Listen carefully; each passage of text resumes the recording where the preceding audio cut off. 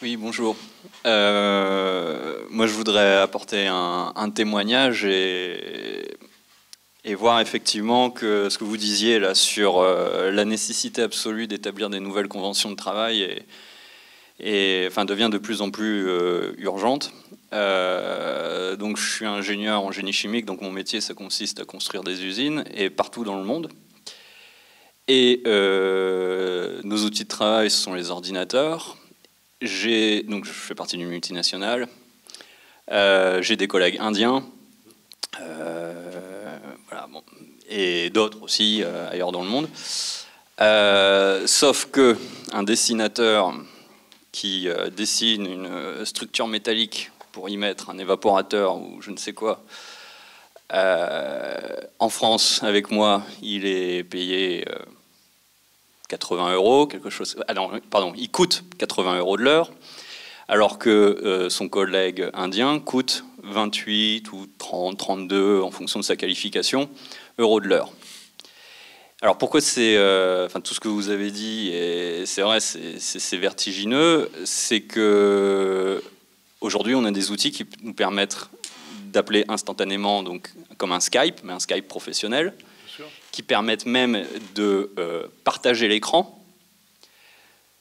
Donc, on a tous des casques avec micro, on a les écrans partagés. En instantané, on peut même contrôler l'ordinateur du collègue indien, ou l'Indien peut nous montrer ce qu'il veut faire et contrôler notre ordinateur. Et donc, la seule chose qui nous sépare, c'est le décalage horaire. Donc, c'est complètement vertigineux. C'est que les frontières sont en train d'être abolies complètement. Mais complètement, c'est-à-dire que c'est comme s'il était à côté de nous, hein, le collègue. Bien sûr, bien sûr. En plus, des fois, nous, on va là-bas, et lui, il vient chez nous, donc on se connaît. Donc on se rapproche, sauf qu'il est payé un tiers... non, il coûte, pardon, excusez-moi, encore une fois, oui. Il coûte un tiers pour la société. Vous parliez tout à l'heure du maçon à travail égal, salaire égal. Alors, encore une fois, je parle de coût, je ne parle pas de salaire. Hein. Je suis désolé, mais... J'ai jamais parlé de rémunération avec lui, malheureusement, mais... voilà. Essayez pour voir à l'occasion, essayez. Voilà, il faudrait. Bon, c'est juste un témoignage, mais pour vous dire à quel point, effectivement, oui, de nouvelles conventions de travail sont nécessaires, parce que... mais là, on le voit, et c'est pour du travail technique, hautement, enfin, c'est de la matière grise, c'est hautement technologique. On parle plus. C'est valable pour tous les métiers, en fait. C'est ça que. Et pardonnez-moi, votre collègue en Inde, il n'a pas de système de protection sociale. Il n'a pas de système de protection sociale. De même que la rémunération, je n'en ai jamais discuté avec lui. Non, mais je peux vous dire, il n'en a pas. D'accord. Ça n'existe pas en Inde. Alors peut-être qu'il a une assurance, vous voyez, individuelle qui s'est dotée d'une... Mais là, c'est pas un système de protection sociale, donc ça n'intervient pas sur le coût, sur les 28, les 28 €. Naturellement, il n'y a pas de coût lié à un système de protection sociale. Alors que vous coûtez, je reprends là la terminologie employeur, vous comprenez ce que je veux dire. Vous coûtez, puisque dans votre coût, il y a aussi les cotisations de votre employeur pour votre système de protection sociale. Mais il y a d'autres variantes. Mais voilà une variable qui est très importante dans les coûts. En Inde, c'est sûr qu'il n'a pas de système. Il s'est peut-être doté d'une assurance, mais sur les 28, son entreprise n'a pas cotisé pour un système de protection sociale. Je voulais savoir est-ce que la France a reconnu la totalité des normes de l'OIT, et est-ce que par moment il peut y avoir des conflits entre une norme de l'OIT et la loi en France, et comment ça a été résolu? Et en particulier les dernières mesures concernant le code du travail et autres, est-ce que ça n'intervient pas, ça n'interfère pas avec ce que pourrait recommander l'OIT? Alors, je vous ai dit, la France a ratifié 123 conventions sur 186. 9, merci Pierre.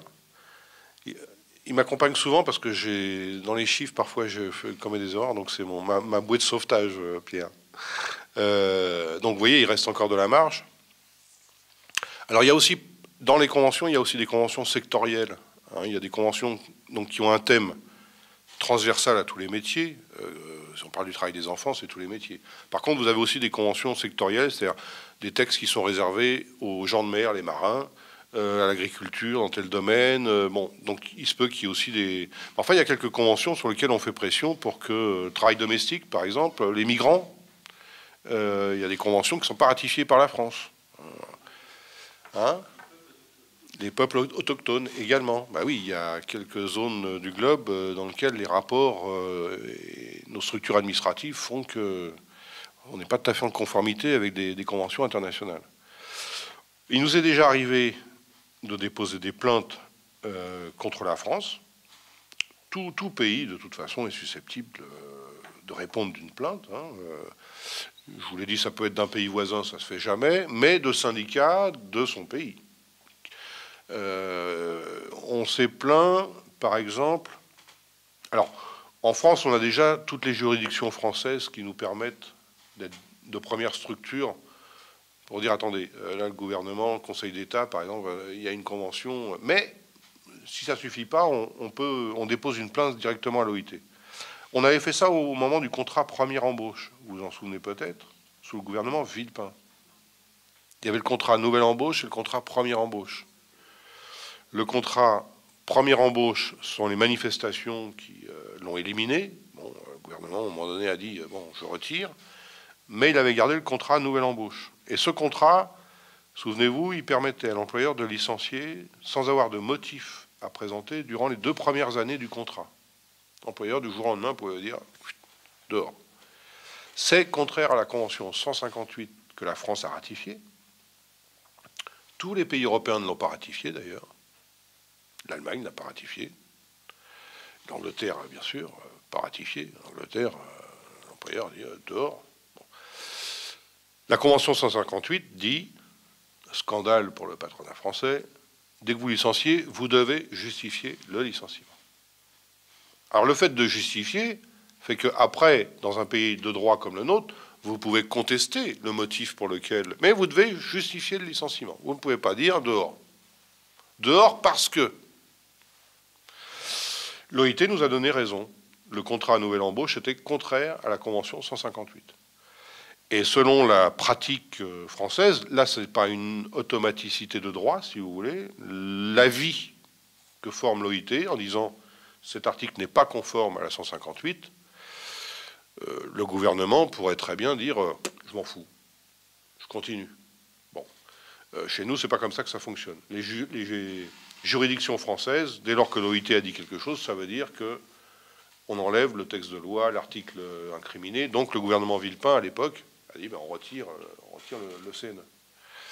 Et puis on avait déposé plainte aussi en 2010, au moment du conflit sur les retraites en 2010, vous vous en souvenez peut-être aussi. Il y a eu des réquisitions. Sarkozy, à l'époque, avait réquisitionné les travailleurs qui travaillaient dans les raffineries de pétrole. Vous vous en souvenez peut-être. Au motif qu'on allait être asséché, blocage, etc. J'en passe, c'est des meilleurs. On a saisi l'Organisation internationale du travail, et on l'a saisi là aussi en connaissance de cause, parce que des gouvernements réquisitionnant des gens travaillant dans les raffineries de pétrole, ça a déjà existé. Et l'OIT avait déjà dit que ça n'était pas conforme à la Convention protégeant le droit de grève et la liberté syndicale. Parce que raffiner du pétrole n'est pas dans la liste des activités jugées essentielles à la population. C'est un peu ce que j'évoquais tout à l'heure.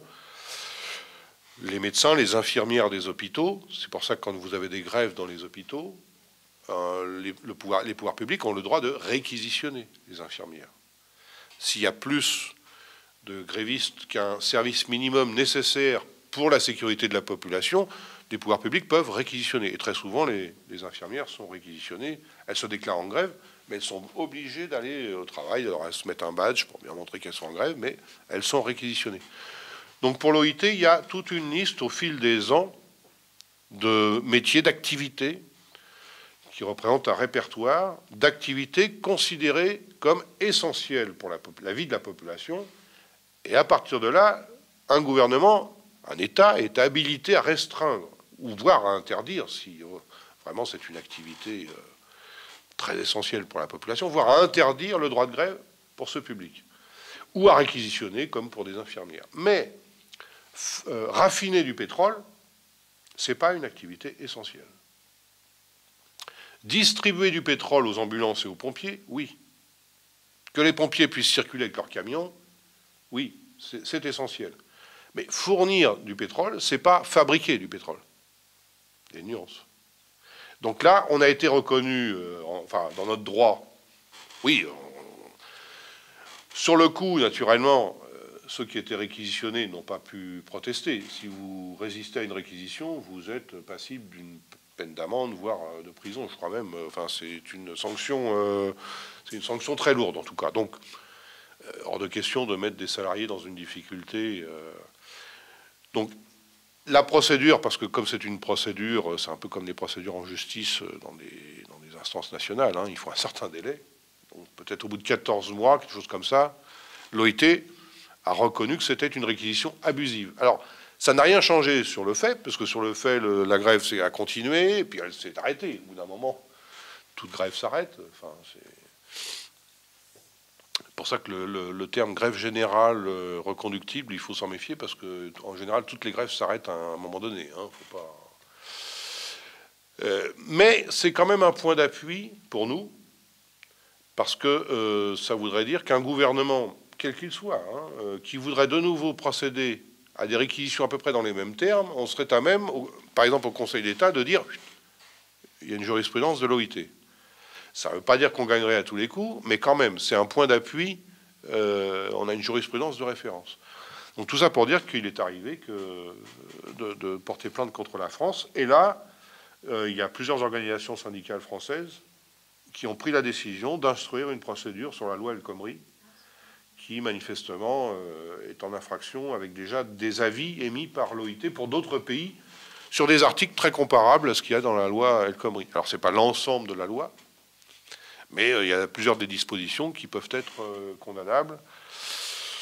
Je pense à celle concernant le référendum d'entreprise, qui est considéré comme un moyen de contourner la négociation collective par les organisations syndicales et patronales. L'absence de consultation préalable au projet de loi, en plus prévu par une loi française, la loi Larcher, hein, accessoirement. Qu'est-ce qu'on a encore? La définition du licenciement économique en fonction de la taille des entreprises, hein, parce que vous avez maintenant 3 définitions distinctes suivant que vous êtes licencié pour raison économique dans une petite entreprise, une moyenne entreprise ou une grande entreprise. C'est singulier de la part d'un gouvernement qui disait vouloir simplifier la réglementation du travail. Hein. Il y avait une définition du licenciement économique, maintenant il y en a 3. C'est vrai que c'est plus simple. Enfin bon, voilà, il y a plusieurs dispositions comme ça qui peuvent tomber sous la critique de l'OIT, qui le renvoi de la négociation collective aussi au niveau de l'entreprise. Ça, c'est un point structurant de la réforme. L'OIT s'était déjà exprimé pour une procédure similaire en Grèce. Moins d'accords de branche, hein, et plus d'accords au niveau de l'entreprise. Et avait fait preuve de fortes critiques à l'égard de ce processus. Donc voilà. Alors après, il faut que la procédure soit déposée, qu'elle soit instruite, qu'elle soit examinée, que l'avis soit rendu. Bon, c'est plusieurs mois, hein, même 14, 18 mois peut-être. Et pas impossible que les questions liées au droit du travail reviennent sur le tapis avant, au plan français, j'entends, avant que l'OIT ait formulé son avis. Mais quand même, de toute façon, ce sera utile d'entendre son opinion sur ces différents articles. Oui, j'avais aussi une question et je vais reprendre un peu votre témoignage, parce que la question du numérique dans justement cette organisation du travail, vous disiez, ça n'a plus rien à voir avec le début du XXe. Et effectivement, je crois que cette dimension-là du travail, en fait, de l'implication de plus en plus grande et de l'omniprésence du numérique dans cette organisation du travail. Alors ma question était, est-ce que l'OIT, enfin comment l'OIT prend en compte justement ce changement qui va aller de plus en plus vite et qui effectivement, vous disiez, il n'y a plus de frontières. On est dans un... Alors là, la globalisation, pour le coup, qui s'accélère complètement avec ce... Donc, est-ce que ça s'est pris en compte et puis au-delà de la réponse que vous avez donnée, je pense que c'est essentiel parce que là, effectivement, il faut vraiment s'emparer maintenant parce que c'est déjà en marche, quoi. Ça fait partie du chantier que j'évoquais, mais peut-être trop rapidement tout à l'heure, à propos du rendez-vous du centenaire de l'organisation, donc c'est 2019. L'OIT est né en 1919, les 100 ans 2019. Donc à ce titre-là, il y a un chantier officiel qui a été ouvert en demandant à chacun des États, et à l'intérieur des États aux organisations syndicales, aux organisations patronales, de travailler sur la question du travail. Les évolutions du travail, dont celle-ci, mais il y en a d'autres, hein, mais celle-ci n'est pas des moindres, et vous l'avez soulevé, d'un point de vue social, mais aussi d'un point de vue de la réglementation du travail. Comment contrôler le travail dès lors que vous fonctionnez avec des collectifs dont les contours n'ont plus rien à voir avec... ça se multiplie et surtout ça gagne des activités pour lesquelles ce genre d'activité était inconnu. Alors qu'aujourd'hui, on peut le trouver dans plein de domaines différents. Et à une échelle interpays de plus en plus développée. Donc le dilemme n'y s'accroît encore. Et avec des différentiels sociaux qui s'amplifient. Ce qu'hier on faisait principalement entre pays européens, aujourd'hui ça se fait intercontinent, par exemple. Alors, sauf dans des domaines vraiment de pointe ou de technique, où là, je dirais, les télécommunications, par définition, se sont implantées les premières comme outils de travail. Maintenant, ça gagne des activités très, très diverses. Donc, ça fait partie des pans sur lesquels on doit aussi réfléchir pour, je l'espère, parce que réfléchir aux évolutions du travail, c'est une chose, mais il faut qu'on en déduise de nouvelles garanties pour les travailleurs, un nouveau cadre de garantie pour les travailleurs. Et ça repose aussi sur une volonté politique. Il faut que les États, il faut qu'on ait une majorité d'États qui soient d'accord pour que, sur tel ou tel sujet, on convienne qu'il y aura une norme qui s'imposera dans telle et telle circonstance. Et bon, voilà, le vent ne pousse pas trop dans ce sens-là aujourd'hui. Je suis honnête avec vous en disant ça. S'il n'y a pas une pression de la part de ceux qui travaillent pour que ça vienne enfin à l'ordre du jour, dès lors que les États sont nationaux et qu'on laisse asseoir uniquement un droit, ou principalement un droit social de caractère national, on va être dépourvu alors qu'on est tous de plus en plus confrontés à une globalisation, y compris dans la comparaison, et voire dans l'organisation du travail concrètement. Non, je voulais juste faire un commentaire, parce que le numérique, ok, ça permet de contourner tout un tas de règles, etc., entre pays pour le travail, mais ça permet surtout de transférer le travail lui-même. Parce qu'il y a la grosse production, c'est des fichiers. Hein. Et les fichiers, ils passent les frontières en un claquement de doigts. Alors, bon, moi j'ai un peu de recul, j'ai travaillé dans une ambiance où il y avait l'INPI, hein, l'Institut national de la propriété industrielle, il y avait des veilleurs de la veille technologique, de la dépôt de brevets, toute une protection qui était organisée dans les entreprises. Aujourd'hui, c'est même plus à peine d'en parler. Hein. On en parle encore, mais je ne sais pas ce que ça protège.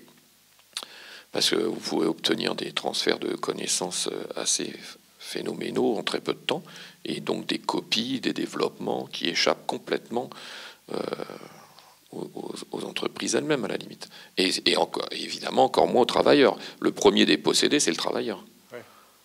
Voilà.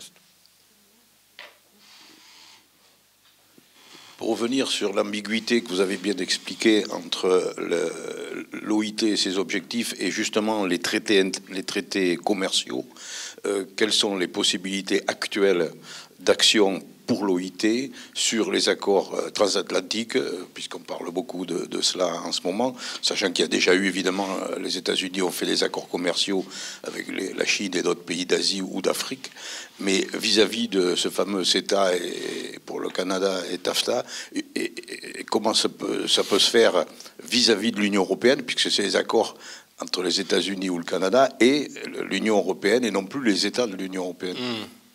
Oui, mais c'est important que vous ayez évoqué ce thème qui nous permet d'y consacrer quelques minutes, parce que, alors je ne sais pas en quels termes il faut qu'on parle de cette négociation du traité entre l'Union européenne et les États-Unis. Est-ce que c'est interrompu, entre parenthèses, arrêté, enfin bon, en tout cas, en tout cas, pour nous, un sujet majeur de préoccupation.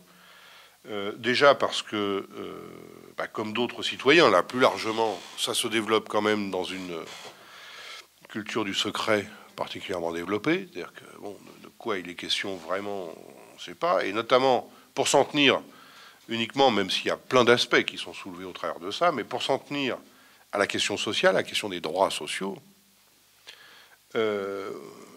quand on compare ce que sont les standards sociaux des pays de l'Union européenne, malgré leurs différences, hein, je vous ai dit tout à l'heure combien, et vous le savez tous, entre la Lituanie, la Roumanie et la France, l'Espagne, et encore l'Espagne, les droits sont... Enfin bon, les standards. Mais le standard moyen européen, et comprend le standard moyen américain, États-Unis, j'entends, on n'est pas dans le même monde. Hein. C'est deux mondes. Alors, on dit le nouveau monde, mais d'un point de vue des... Et alors, rapporté aux normes internationales du travail, alors là, l'Europe est le continent le plus en conformité, même si ce n'est pas l'unanimité, mais le plus en conformité avec les normes. Les États-Unis, c'est le dernier pays du G20 par rapport aux normes internationales, aux normes fondamentales. J'ai publié le tableau d'ailleurs des pays du G20, vous le verrez dans le livre. Les États-Unis, c'est le dernier pays quant à la ratification des normes fondamentales. Donc vous comprenez bien que pour nous, soucieux des droits sociaux, j'entends, il y a plein d'autres aspects, mais il y a notamment celui-là, c'est un marché de dupes. Si on signe un accord alors qu'il n'y a rien, il n'y a pas de spécification s'agissant des droits sociaux, le moins-disant, c'est là-bas que ça l'emporte. Le libre marché sera tiré par le moins-disant social que ce sera aux États-Unis. Donc en termes d'emploi de droits sociaux, c'est le continent européen qui a le plus à perdre. Donc on n'a pas été associé au niveau syndical à ces conversations, mais comme d'autres acteurs, hein, bien sûr. Bon. Mais l'OIT non plus. L'Organisation internationale du travail non plus. Alors, c'est là que, aussi, on pourrait considérer que dans un accord, mettons que les États-Unis et l'Union européenne passent un accord commercial, ce qui est leur droit. On discute du contenu, mais enfin, mettons qu'on soit d'accord du contenu. Il faut au moins que ça soit clair sur les objectifs sociaux et dans quel cadre de droit social ça s'exerce. Il faut que ça soit l'article 1. Est-ce qu'il est légitime, par exemple, pour nous de signer un accord avec un pays qui ne reconnaît pas le droit à la protection syndicale, par exemple? Si on fait ce choix politique-là, c'est un choix politique. C'est-à-dire qu'on accepte de contracter à faire du commerce avec un pays qui ne reconnaît pas le fait syndical. Chacun des pays de l'Union européenne est à jour de ce point de vue-là. Non, c'est pas ça. Excusez-moi. Chacun des pays de l'Union européenne qui est prêt, qui négocie même en secret ces accords transatlantiques, va devoir le ratifier au niveau national. Oui, alors donc l'OIT peut revenir au contexte que vous avez évoqué plus tôt, à savoir d'agir vis-à-vis de chacun des gouvernements. Oui, mais plutôt que d'agir après, il faudrait reconnaître que dans le processus, oui, les normes internationales du travail devraient être intégrées naturellement dans les mécanismes d'un traité commercial. Il ne devrait pas y avoir de séance, vous voyez, de rattrapage après. Ça devrait être naturellement intégré.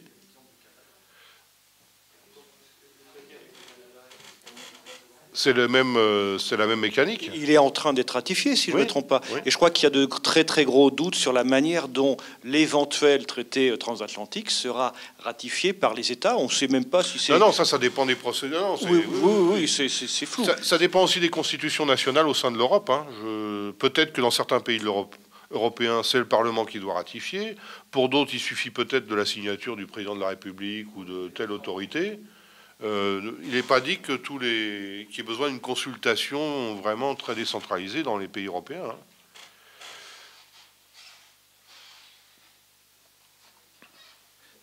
Est-ce que, quand on parlait tout à l'heure de l'OMC, si je me souviens bien, l'OMC n'est pas une agence de l'ONU. Tout à fait. Donc n'a pas respecté certains droits élémentaires. C'est vrai, c'est tout à fait important de le souligner parce que, en même temps, elle apparaît avec une légitimité semblable à une agence de l'ONU, alors qu'elle n'a absolument pas le statut juridique de l'agence de l'ONU. Dans les circonstances actuelles, et on aura peut-être la réponse demain matin, est-ce que la liberté du capital, la liberté d'investissement n'importe où sans aucune limite, est compatible avec des droits sociaux? C'est contradictoire. Enfin, il bute sur l'exigence du respect des droits sociaux. Donc il faut dire les choses comme elles sont. Imposer des droits sociaux, c'est mettre une entrave à la liberté de faire des profits, comme bon lui semble, sans avoir de... Mais quelle est la priorité actuelle? Ah ben, la priorité actuelle, enfin ça dépend pour qui. Pour moi, ce serait le progrès des droits sociaux, mais alors y compris à revenir sur des considérations qui ont donné naissance à l'OIT et sur lequel j'alerte, parce que le dernier chapitre, on l'a intitulé avec Pierre, guerre ou paix, il faut choisir. Parce que c'est aussi ça qui nécessite d'être davantage poussé, à mon avis, c'est de ne pas croire que cette détérioration sur le plan social va être sans conséquence sur les comportements, sur les attitudes, sur... voilà, l'humanité ne peut pas progresser décemment comme ça, sans que ça provoque des soubresauts, voire des tensions. Déjà, les États l'ont reconnu dans leur histoire. Il faut promouvoir la justice sociale si on veut assurer les meilleures conditions de coexistence pacifique des peuples entre eux. Si on fait l'inverse, si on constate que c'est la régression sociale, ça veut dire que c'est les sources de tension qui augmentent. Et aujourd'hui, on regarde ce qui se passe sur la planète, on regarde les zones de tension, on regarde les zones de précarité, de pauvreté, et bon, alors après, ça s'habille de différents drapeaux, hein. Ça peut être des drapeaux politiques, religieux, tout ce qu'on veut. Après, il y a des enrobages variés qui seront différents des enrobages que notre histoire a pu connaître, mais des enrobages qui sont dangereux, qui seront sous nationalisme, racisme, xénophobie, que sais-je. Et voilà, ça provoque déjà des tensions, des formes de terreur qui ne sont pas les mêmes que des pays armés en rang d'oignons et qui s'affrontent par bloc. Bon, c'est pas cette configuration-là, mais c'est pas moins porteur de risques de tension. On voit bien, c'est déstabilisant. Donc, c'est aussi ça le message qu'il faut qu'on arrive, que moi j'essaye de diffuser. Aussi prenons conscience qu'il y aura des limites. Il y a de gros dangers à ce que cette spirale se poursuive. Et donc il est urgent pour l'ensemble de l'humanité d'y mettre un terme et d'essayer de renverser. C'est pas simplement par générosité ou je ne sais quelle... c'est que notre histoire nous enseigne que si on ne le fait pas, il ne faudra pas s'étonner d'une quatrième guerre qui là sera au contour encore beaucoup plus... C'est ça aussi qui est... On ne peut pas croire que les hommes et les femmes vont avancer comme ça dans une misère croissante. C'est pas, non seulement c'est pas souhaitable, bien sûr, c'est complètement contradictoire avec la capacité humaine aujourd'hui à répondre aux besoins sociaux les plus élémentaires. Mais l'homme n'acceptera pas ce genre. Enfin, je crois. Même s'il n'y a rien de mécanique, parce qu'on voit bien, c'est pas forcément dans la pauvreté, la précarité que la réaction ou la protestation s'exerce avec le plus de force. Hein. Si c'était vrai, il y a bien des points du globe où déjà des mouvements auraient cherché à... Il n'y a rien d'automatique. Il n'y a rien d'automatique.